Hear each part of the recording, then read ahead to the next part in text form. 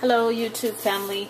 I just decided to make some homemade biscuits in the kitchen here, and basically I've watched some YouTube videos regarding making homemade biscuits, and I remember my mom doing a lot of homemade cooking in the kitchen, basically, you know, not buying the canned biscuits, and I just like the homemade taste. So I just looked at my baking powder recipe on the back here, and it's simple ingredients. You need flour, shortening, which can be butter. I choose the salted. You can choose unsalted. Salt, milk. I'm going to substitute milk for sour cream and a little water in a cup, because I remember my mom making the buttermilk biscuits, and they were so good. So basically I'm going to put it all together and give you the measurements as I pour the flour and salt and put it all together. So I'm going to continue in just a moment. Okay, I'm back here. I've gotten all my ingredients sorted out, and this recipe calls for 2 cups of all-purpose flour, 4 tablespoons of shortening or butter, half a teaspoon of salt, 2/3 teaspoons of milk, 2 teaspoons of baking powder.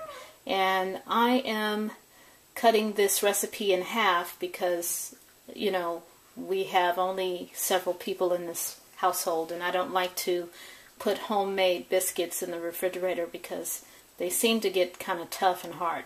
So I've put 1 cup of all-purpose flour in the bowl here, 2 tablespoons of shortening, which actually is going to be 2 tablespoons of butter. Okay, alright, 2 tablespoons of butter, and I'll put that in shortly. It calls for half a teaspoon of salt, so I'll do 1/4 of a teaspoon of salt. What I try to do is just eyeball it. Okay, and 2/3 cup of milk, which actually, like I said, I put sour cream and water to give it kind of like a buttermilk consistency, and that will go in there after I mix the butter up. And then I put 1 teaspoon instead of 2 teaspoons of baking powder, and that goes in. And what I try to do is mix, like all the bakers out there that bake cakes and cookies and things like that. You want to mix your dry ingredients first, so I've got the salt, the baking powder, and the flour in here, so I mix it up real good.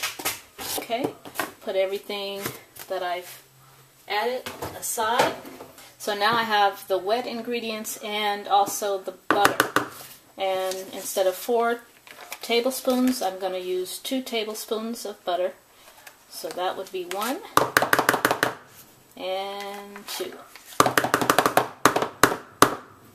And with that, basically you get a fork, or you could do it with your hands. I like working with my hands, so I'm going to wash my hands real quick.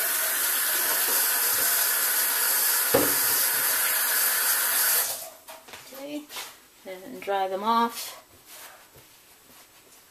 And like I said, I like to work with my hands, so I'm going to... Butter is incorporated into the flour. This will ensure that you have a very fluffy mixture to work with before you put in your either milk. You can choose milk, like I said, or I choose buttermilk because it makes things tender and fluffy and soft. So things, baking things, okay? But you can also, buttermilk has been used on the face, skin, to get impurities out of the skin. So buttermilk is a very good a very good source of removing toxins from the skin and the body. My mom used to drink buttermilk, and it was I couldn't understand why she would drink it, but as I get older, I can understand some of the reasons why that she did the things she did, especially with buttermilk is concerned. So once the buttermilk has kind of dissolved in the water, I pour it in. Make sure you get all that good sour cream in there. And then you can use the same spoon to kind of mix it up. Making sure you have enough liquid. So I don't have quite enough water. I'm going to add just a little more water. And it's okay. It's going to be fine. I've done this type of mixture before. So water is okay. And as a matter of fact, you get all the other sour cream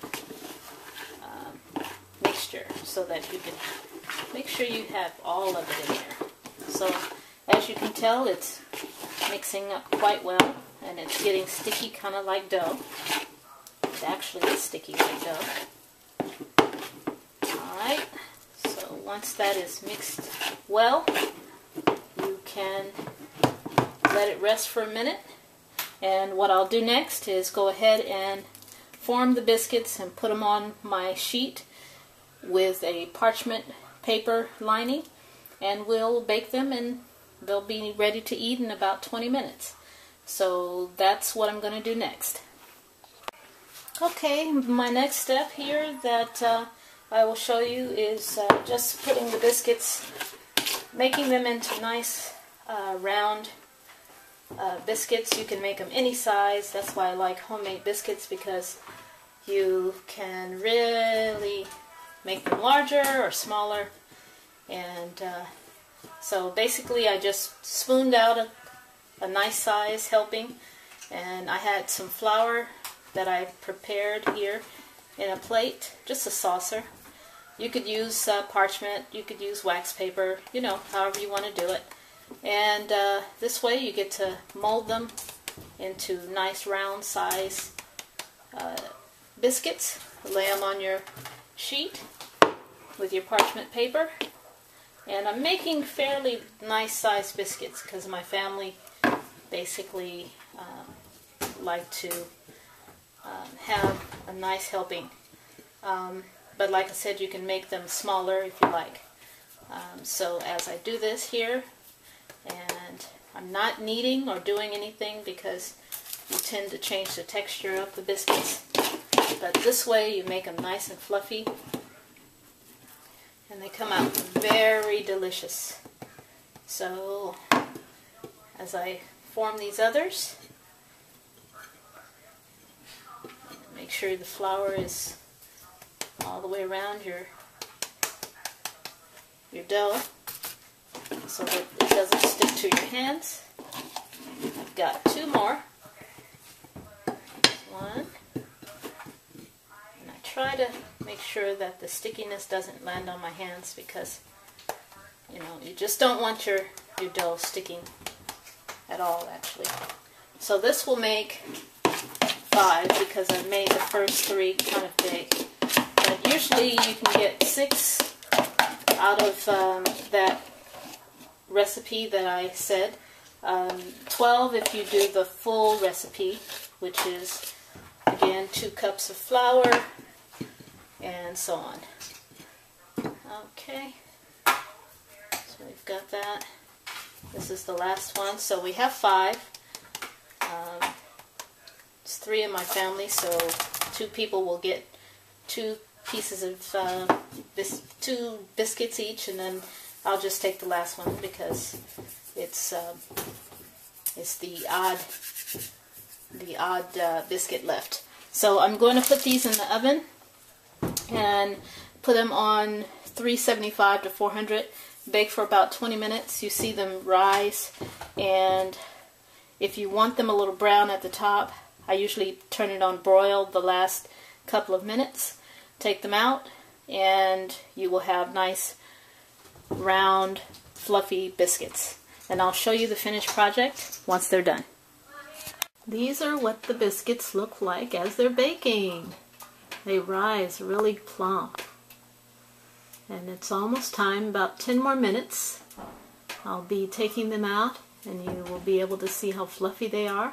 And I'll put on the broil for the last 2 minutes to brown the top. That's optional. And as you can see, I've taken out the biscuits and they're nice and brown. I don't like them too brown, so I took them out of the oven. And if I open it, you can tell that it's nice and fluffy, ready for some jam and butter and jelly. And basically that's it. So this is a basic tutorial on making homemade scratch biscuits. This is what my mom passed on to me, so I'm trying to pass it on to others who want to do the same thing. So as always, please comment, rate, and subscribe. And as always, live your passion. Thanks for watching.